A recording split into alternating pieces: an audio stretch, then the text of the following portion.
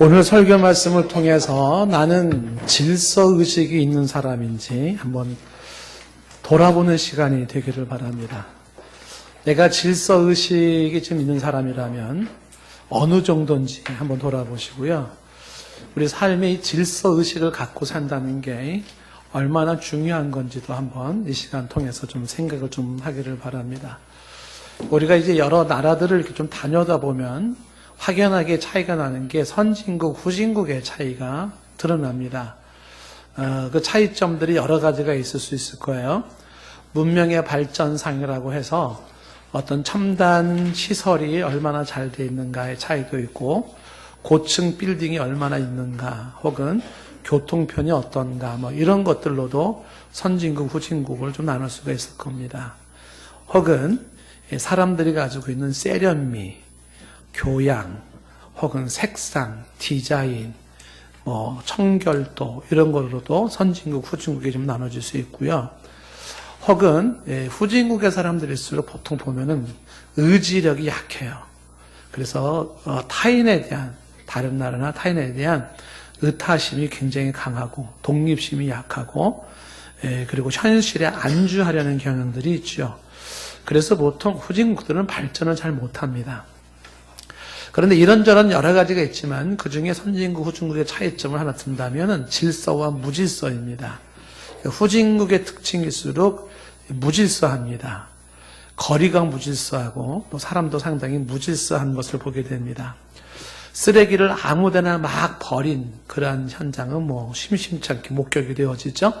그래서 막 불필요하게 막 쓰레기들이 막 널려져 있는 상황을 보게 되고요. 그런데도 그 속에서 아무런 문제의식이 없이 살아갑니다. 하수구 처리가 안 돼가지고 동네 이렇게 군데 그 정말 시커멓게 썩어 있는 오염된 물들이 막 있죠. 거기서 뭐 얼마나 많은 뭐 모기와 전염병이 생기겠습니까? 그래도 아랑곳하지를 않아요. 이게 보통 이제 가난한 나라 사람들의 모습이기도 하고, 혹은 후진국의 사람들의 모습이기도 합니다. 필리핀에 이제 한번 그 빈민촌을 오래전에 한번 가본 적이 있는데, 필리핀이 다 그렇지는 않겠지만, 빈민촌은 뭐 대한민국도 뭐 예는 아닐 거예요. 근데 그곳에 아주 인상적인 게 뭐냐면, 땅이 뭐 아스팔트라 이런 게 아니기 때문에 질퍽하죠? 그리고 막 더러운 물들이 이렇게 막 있습니다. 근데 그 어느 집 앞에 오토바이가 하나 딱 세워져 있는데, 오토바이에 안테나가 이렇게 쭉 높이 서 있어요. 근데 안테나가 까만 안테나가 이렇게 쭉 서 있더라고요. 그래서 안테나는 까만 안테나도 있구나 이렇게 생각을 했습니다. 그래서 그 오토바이 쪽으로 가까이 가는데 그 까만 안테나에 까만 게 슉 날아가는데 다 팔이에요. 얼마나 안테나에 덕지덕지 붙었는지 새카맣게 붙어 있었던 거예요. 그래서 야, 이런 것도 가능한가 놀랬습니다. 뭐 그런 모습들은, 근데 사람들은 상관이 없죠. 뭐 애들은 뭐 신발도 안 신고 그 더러운 물에 풍덩풍덩 내고 놀고 있고. 한번은 이제 우리 그 인도에 갈 때, 나갈랜드를 갈 때 이제 어디를 들렸냐 하면은, 나갈랜드 가려면 테레사 수녀가 활동했던 칼케타를 거쳐서 가요. 칼케타는 뭐 그 옛날에 테레사 수녀가 활동했을 때는 뭐 말도 못했던 아주 그런 동네잖아요. 쓰레기 더미에 사람, 반쯤 죽은 사람을 버리는 거예요. 다 죽지도 않은. 버려가지고 쓰레기 더미에 사람 이렇게 뒤집어 보면은 막 등에 구더기가 막 이렇게 있고, 그런 데가 이제 칼커타인데, 지금은 이제 많이 그래도 그 인도에서는 발전된 나라라고 하는 곳인데, 거기를 가서 나갈랜드 가는데 비행기를 갈아타야 되는데, 비행기가 취소가 된 거여서 거기서 하룻밤을 자고 가야 된다는 겁니다. 그래서 이제 그 우리 쉐마 목사님이 잠자는 장소를 안내를 했어요. 말로는 호텔이라고 하면서 안내를 했는데, 들어가는 길이 어떤 이렇게 조그만 골목으로 이렇게 좀 들어가요. 공항 근처에. 불빛이 뭐 전기가 나갔다 들어갔다 하고, 유리창이 깨져 있고, 쓰레기가 막 여기저기 이렇게 막 널려져 있고, 이게 여기서 지금 잠자러 가는 데가 맞나 궁금할 정도로. 그래가지고서 안으로 들어가면 이제 먼지가 뽀얗게 쌓여있고 뭐 거무줄이 쌓여있고, 근데 거기에 이렇게 넓은 홀에 한 사람이 딱 누우면 적당한 그런 침대가 높이가 얼마나 높은지 이렇게 허리쯤 되는 높은데 한 명씩 쫙 누워서 자는 거예요. 그리고 잠자는 사람들에게 하얀 포자기가 다 이렇게 쓰여져 있어요. 영락없는 영안실의 장면이에요. 오싹하죠. 그곳에서 하룻밤을 그게 호텔이라고 데려간 겁니다. 그래서 이제 나갈랜드를 가서 그곳에서 받은 또 문화 충격은 더 심했어요. 제가 순간적으로 빗자루 들고 가가지고 쓰고 싶더라고요. 이렇게 막. 왜 이러고 살까? 이러고도 살아야 되나? 생각이 들죠? 이렇게 지저분한 게 익숙해져 있는 모습입니다. 몽골 시장에서도 유사한 경험을 한번 한 적이 있었고요. 그렇습니다. 근데 이런 무질서한 모습들은, 그런 것은 곧 그런 어떤 환경적인 무질서만이 아니라 사람들의 무법천지를 만들어서 무질서는 무법지대를 만들어요. 그러니까 법이 필요 없고 혹은 법을 무시하는 불법이 흥왕되는 것이 또한 그러한 무질서한 후진국의 모습입니다. 그래서 후진국일수록 부정부패가 아주 심합니다. 법이 작동이 잘 안 되는 거예요. 그리고 각종 범죄가 너무 쉽게 일어납니다. 그리고 불안하지요. 아프리카를 가면은 제일 많이 듣는 말 중에 하나가 관료들의 부정부패 얘기를 참 많이 듣습니다. 그래서 관료가 된다라고 하는 것은 부정부패를 하기 위한 목적인 거예요, 그냥. 그래서 뭐 백성들을 위하여 나라가 잘 살기 위한 그런 개념은 거의 없어요. 그런 개념이 있기 때문에 발전이 안 된다, 이런 얘기들을 종종 합니다. 얼마 전에 신문에도 보니까 IT가 굉장히 지금 혼란스러운 전국이라고 하는 것을 보여주는데, 경찰관이 총을 이렇게 들고 있는 그 앞으로 한 청년이 식품점에 들어가가지고 앞가방, 뒷가방에다가 뭔가를 잔뜩 담고, 그리고 그 와중에 후라이팬 같은 거를 들고 훔쳐서 도망가는 거야. 물론 이 사람은 잡혔지만, 경찰관이 있으면 뭐해요? 이게 그냥 통념적인 모습인데. 그러니까 이게 법이 필요가 없습니다. 이런 모습들이 다 뭐냐? 무질서한 곳의 한 모습인 겁니다. 이런 무질서한 것은 그런 후진국 어떤 나라로만 말할 수 있는 부분은 아니죠. 우리가 살고 있는 가정의 질서를 한번 생각해 보세요. 가정의 질서. 우리 가정은 질서 있는 가정인가? 한번 생각을 해보시라고요. 무질서한 가정들은 특징이 뭘까요? 말 그대로 무질서한 가정은 막 가는 가정이에요. 가정에는 아빠의 자리라는 게 있고 엄마의 자리라는 게 있고 자식의 자리라는 게 있어요. 그런데 그게 다 무너져 버리는 거죠. 그게 뭐예요? 막 가는 가정이잖아요. 가정의 무질서입니다. 지리적으로만 환경적으로만 무질서한 그 지저분함과 혼란만의 문제가 아니라 질서가 없는 가정에서 느껴지는 그 혼란스러움과 거기서 느껴지는 그 무질서가 주는 복잡함이 얼마나 우리에게 또한 그 안 좋은 요소를 만들어내는가. 부부지간에도 다 질서가 있지 않습니까? 부부지간에도 질서가 있어야 돼요. 그 질서가 무너져 버려요. 형제지간에도 질서가 있어야 되는데 그 질서가 무너져 버린단 말이죠. 이제 이런 식으로 무질서한 가정들이 또 오늘날에는 얼마나 심한가 생각을 해봐야 됩니다. 오늘날 사회적으로 문제가 되고 있는 해체 가정이라는 용어가 있지 않습니까? 가정이 해체돼 버렸습니다. 그래서 가정이 세워지질 않아요. 무질서해진 거죠. 가정이 깨져버린 겁니다. 가정이 부서진 거예요. 그러니까 질서의식이 없는 상태에서 만들어지는 오늘날의 가정의 해체 구조와 붕괴되는 가정의 모습. 그래서 결혼관도 무너져요. 이성관도 무너져요. 그러니까 가정관도 당연히 무너지면서 거기에 무질서가 만들어내는 수많은 상처와 아픔과 방황과 범죄와 그런 모든 사연들이 존재하죠. 이런 무질서를 부추기는 게 현대 사상입니다. 포스트 마더니즘이라고 하는 사상이 뭐냐면 포스트라는 단어가 애프터라는 후기라는 말도 있지만 그게 벗어난다는 뜻이 있어서 탈현대주의, 탈근대주의 개념이 포스트 마더니즘인데, 그러니까 옛것은 다 낡은 구습에 불과하니까 그걸 다 없애버려야 된다는 거예요. 새로운 것을 새롭게 만들기 위해서 기존의 전통이 가지고 있었던 모든 규범과 규칙과 구습은 다 낡은 것이기 때문에 그거를 깨고 부숴야 된다는 생각이 포스트 마더니즘의 생각이에요. 그래서 선조들이 세워준 좋은 삶의 질서가 깨져버리고 선조들이 물려준 좋은 삶의 문화가 깨져버리는 거죠. 더 심각한 것은 이런 포스트 마더니즘의 생각이 인간이 절대로 버릴 수 없는 하나님의 창조 질서까지 뒤집어 놓고 깨려고 한다는 것이에요. 이 땅에 살아가고 있는 모든 인간들이 가져야 될 창조 질서가 있어요. 우주를 창조하실 때 우주의 질서를 만드신 하나님이 자연을 창조하실 때 자연의 질서를 만드신 하나님이에요.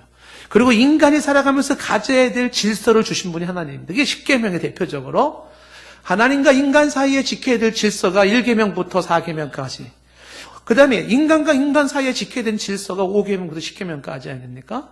그래서 기본적으로 가져야 될 인간의 모든 질서까지도 이게 포스트 모더니즘이 깨고 뒤집어 엎는 세대가, 그게 새로운 멋이고 그것이 무슨 좋은 거라고 자랑을 하기 시작을 하는 겁니다. 저희 여러분들이 냉철하게 생각을 해봐야 되는 것이 오늘날 현대 사상이 강조하고 있는 탈구조적 현상이라고 하는 이것이 과연 진정 인간을 위하는 길일까요? 이게 정말 우리 사회를 위하는 길일까요?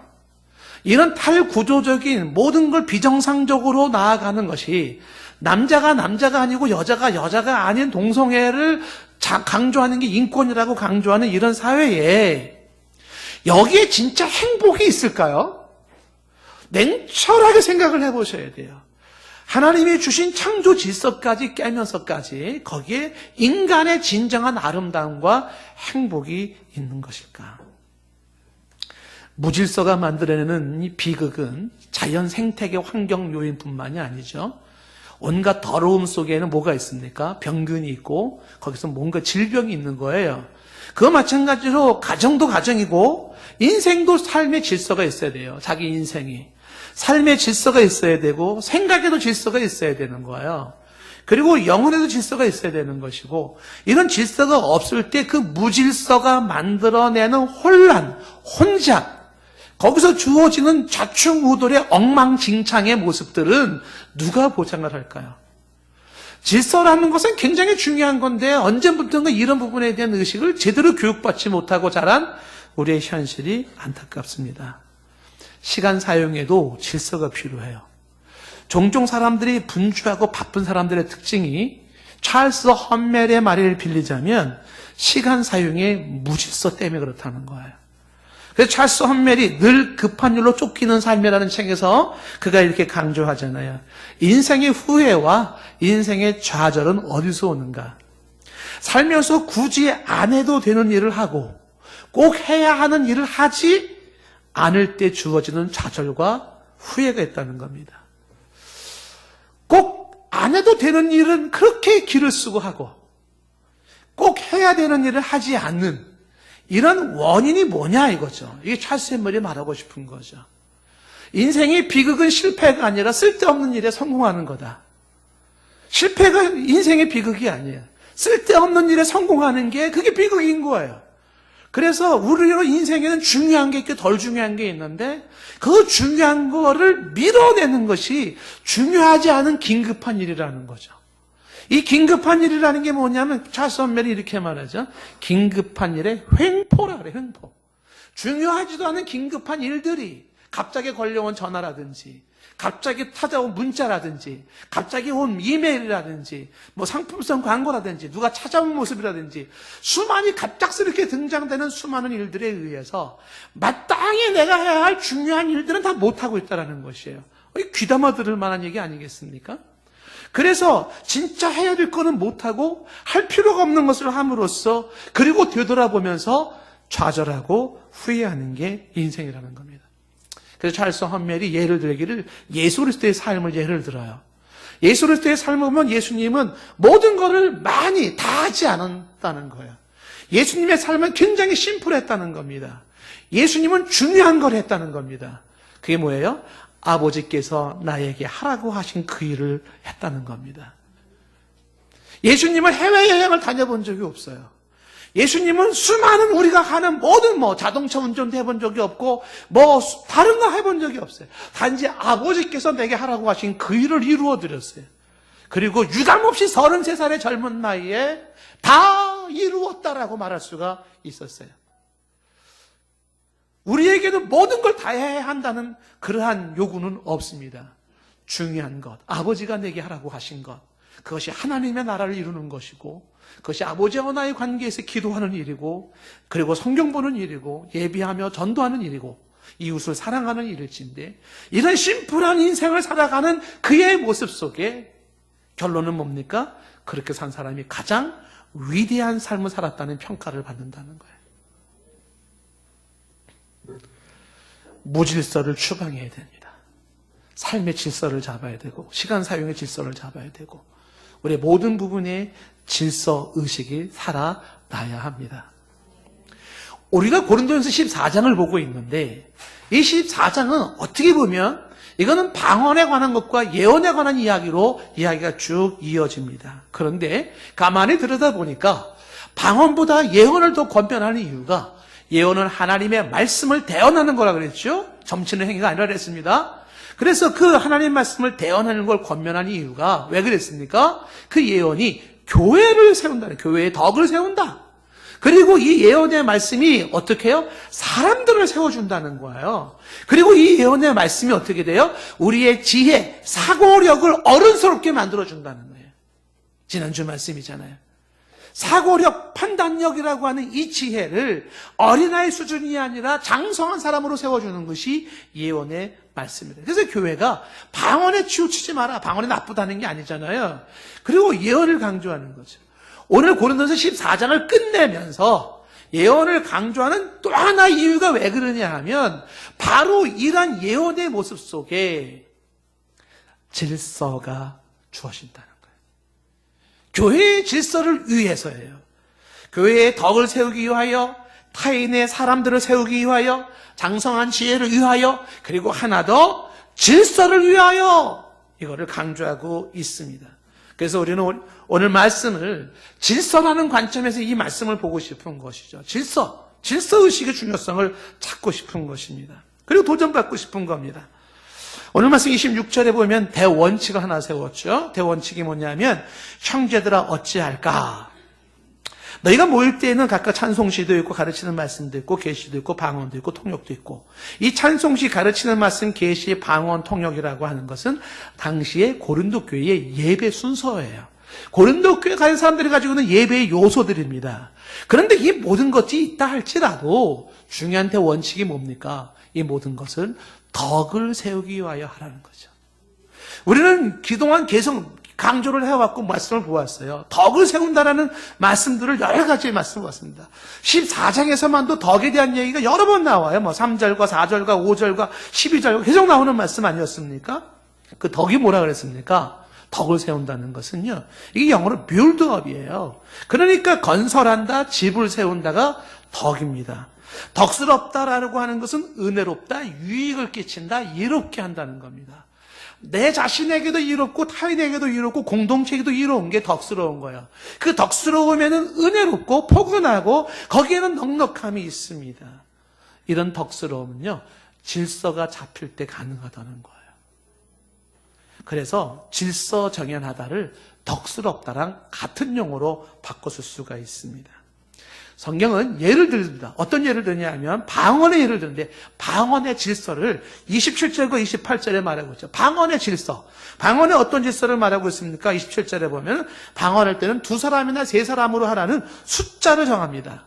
왜 숫자를 정했을까요? 질서를 위해서요. 그 다음에 이 방언에 2사람이나 3사람으로 국한시키면서 어떻게 해요? 차례를 따라 해라. 무슨 얘기입니까? 질서 있게 하라는 거죠.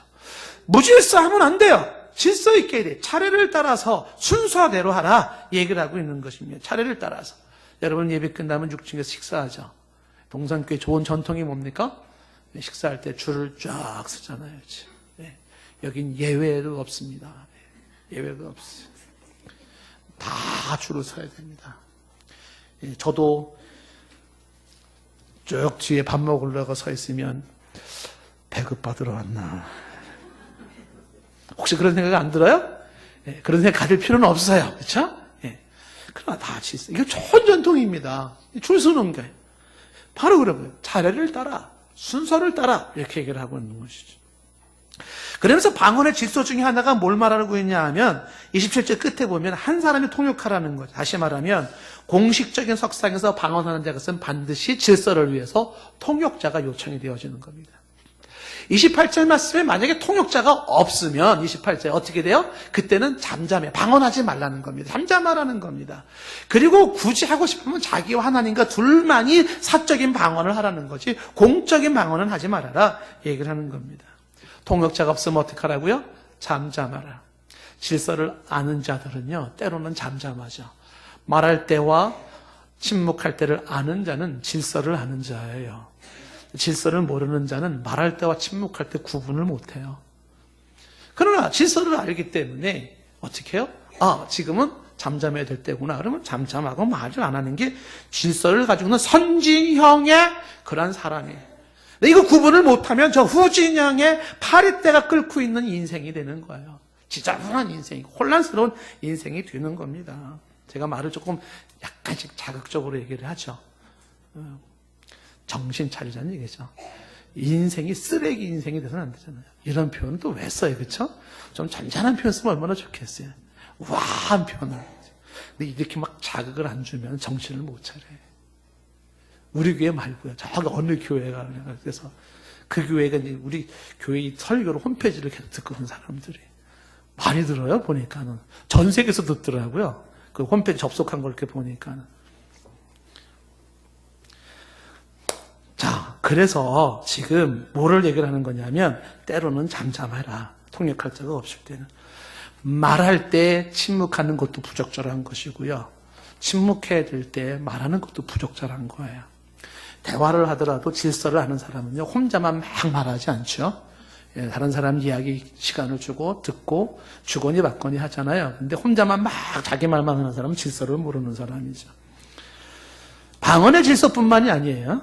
오늘 29절에 보면 예언에도 질서가 있다는 거예요. 예언의 질서는 뭡니까? 여기서 29절에 보면 둘이나 셋, 인원수 제한을 하죠. 둘, 셋만 해라. 그 다음에 다른 이들은, 여기서 분별하라는 다른 이들은 청중을 말하는 거야.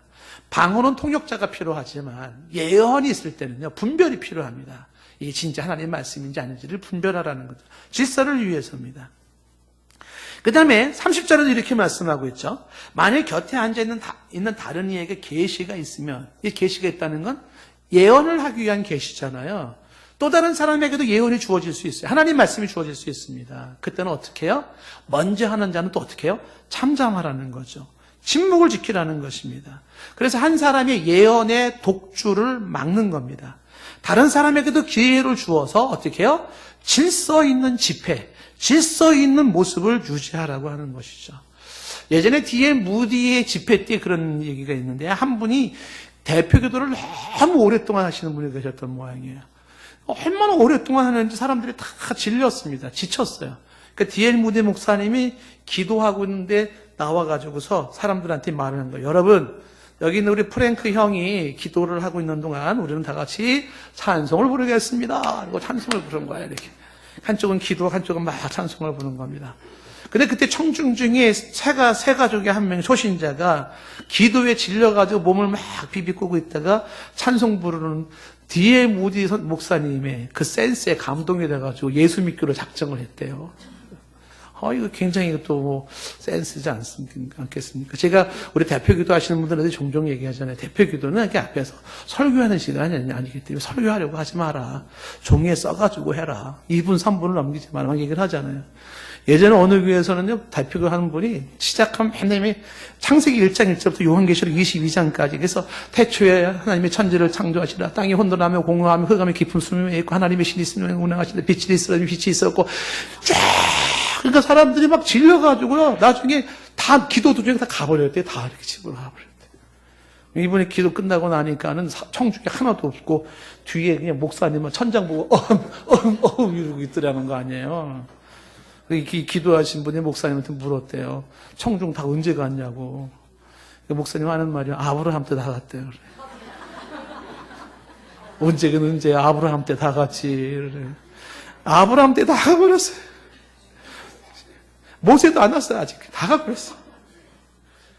그런 거를 막는 거예요, 그런 것들을. 그러지 말아라. 30절 말씀이 계시자가 있을 때는 예언하던 사람들은 잠잠하라는 거죠. 질서를 위해서라는 거예요. 그래서 31절에 뭐라고 되어 있냐면 너희는 다 모든 사람으로 배우게 하고 모든 사람으로 권면을 받게 하여 하나씩 하나씩 예언할 수 있게 하라 이렇게 말하는 거죠.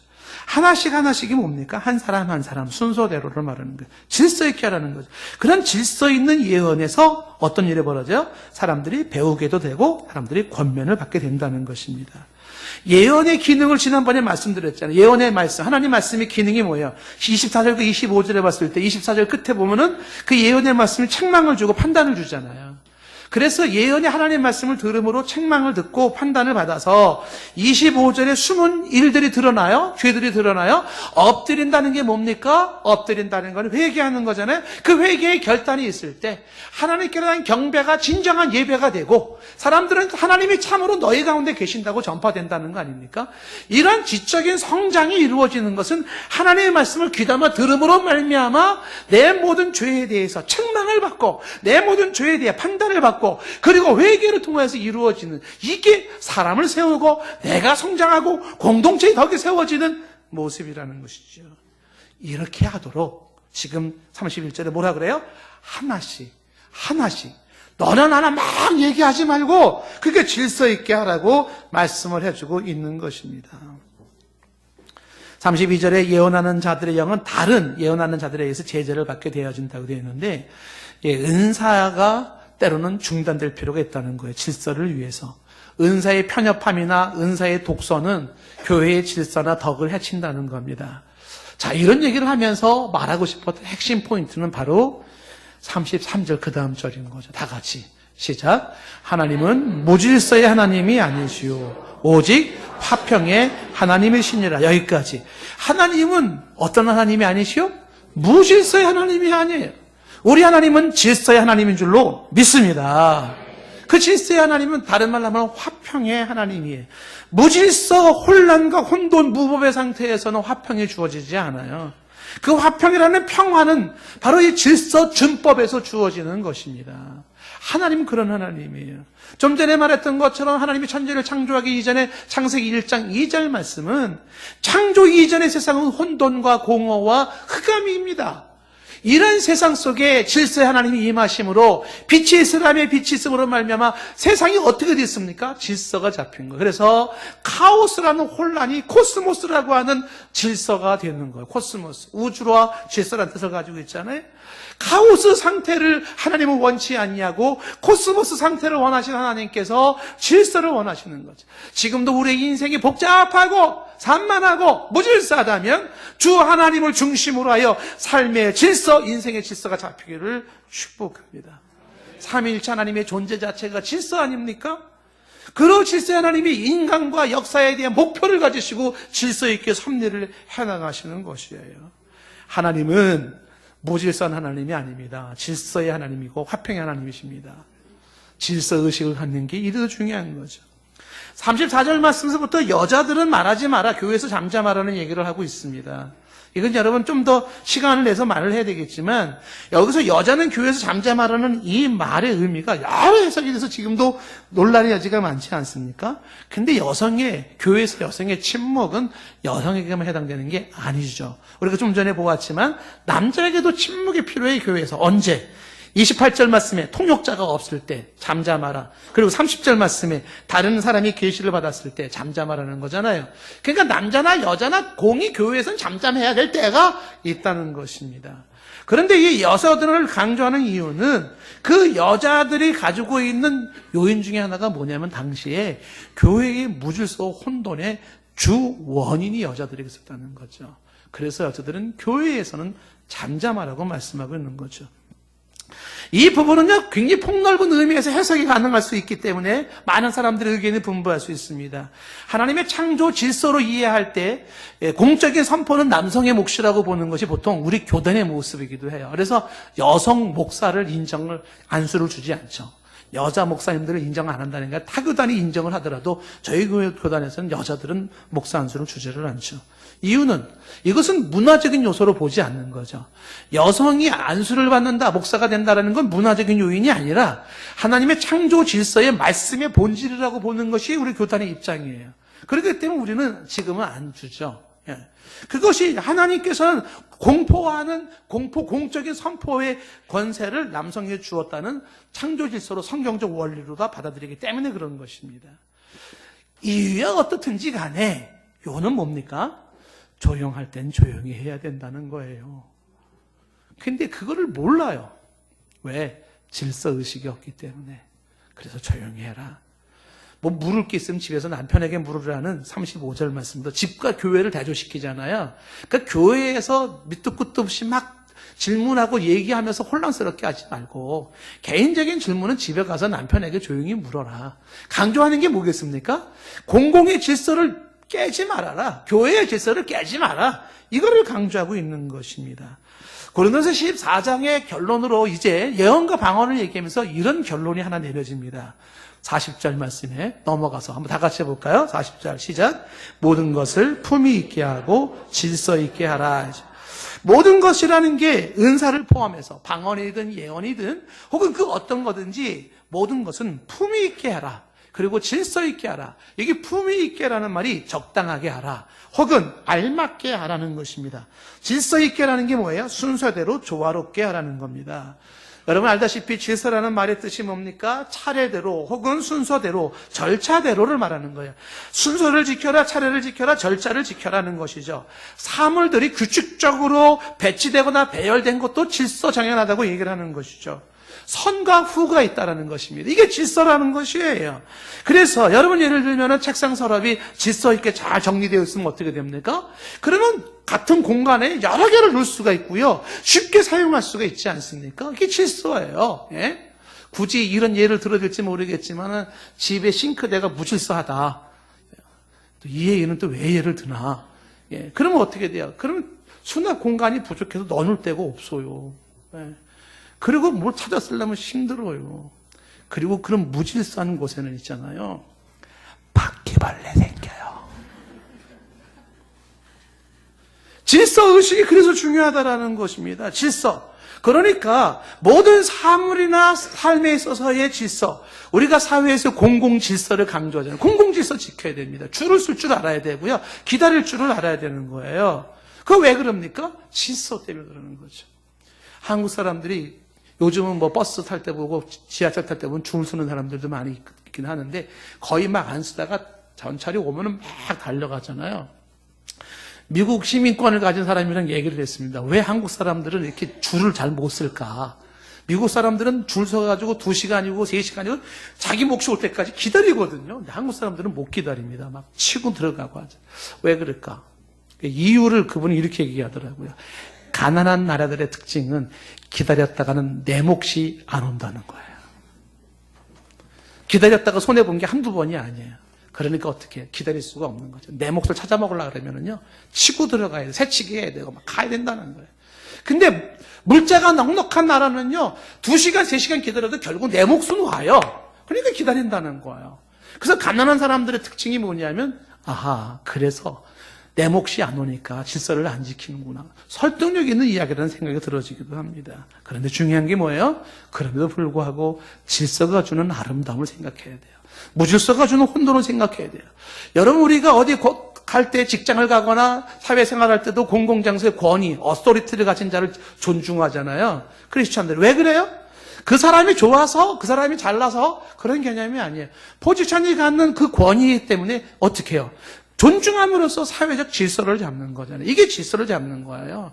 예, 어떤 분이 119 차에 타가지고서 저 소방대원들한테 막 그냥 경찰관도 있는데 막 땡깡을 부리면서, 예? 큰 소리 치는 소리를. 너네들한테 이렇게 막 그냥 뭐 공권력 방해, 뭐 공무집행 방해, 암만 그래봤자 500만 원 돈 내면 끝이라는 거잖아요. 예? 그러니까 1000만 원 내고 너 2대 때리겠다, 뭐 이런 개념이잖아요. 이게 왜 그래요? 이게 돈 문제가 아니죠. 질서의식의 문제죠. 존중할 자를 존중하고 내가 있어야 할 자리에 있고 침묵할 때 침묵하고 말할 때 말할 수 있고 서로를 향하여서 앞에 뒤에 옆에 이런 질서의식이 중요한데 그게 없어. 후진성에 그 모습을 면치지 못하고 있다는 것입니다. 살면서 우리의 질서가 얼마나 중요한지 그 질서 의식이라는 걸 가져야 돼요. 질서 의식. 의식이라는 건 깨어있는 생각 아닙니까? 깨어있는 생각? 질서에 대해서 어느 정도 깨어있는 생각을 가지고 있는가? 질서 의식입니다. 질서가 얼마나 중요하다고 생각을 하고 있습니까? 그 질서에 대한 당신의 견해, 당신의 사상, 당신의 판단은 무엇입니까? 정말 인생이 모든 부분에서 질서가 그래도 중요하다고 생각하십니까? 그 의식 수준이 어느 정도냐라는 거예요.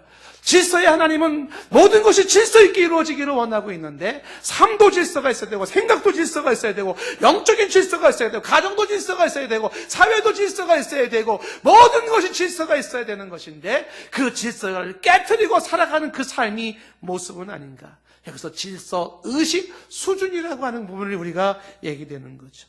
하나님의 사람들은 아버지 하나님이 질서 있는 분이시기에 그의 아들 된 딸들은 우리도 질서를 추구하는 거예요.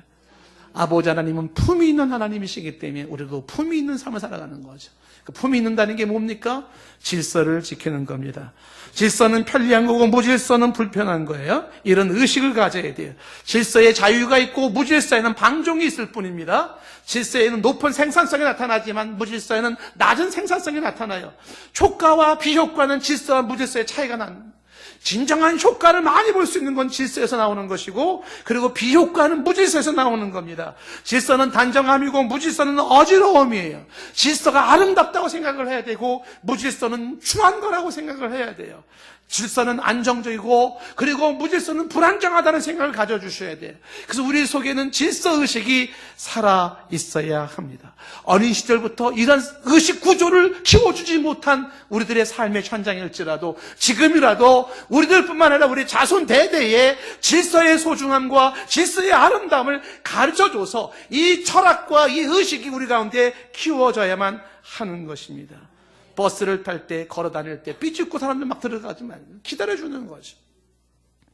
공공시설을 이용할 때도 우리가 내 것이 아니기 때문에 막 쓰는 게 아니죠. 모든 부분에 질서를 갖는 거죠. 이 시간 여러분들을 우리를 축복하고 싶습니다. 영혼의 질서가 있기를 축복합니다. 가정의 질서가 있기를 축복합니다. 교회의 질서가 있기를 축복합니다. 인생과 삶의 질서가 있기를 축복합니다. 하나님은 무질서의 하나님이 아니요 화평의 하나님이라. 모든 것을 품위 있게 하고 질서 있게 하라. 이 말씀이 우리를 향한 축복의 말씀인 줄로 믿습니다.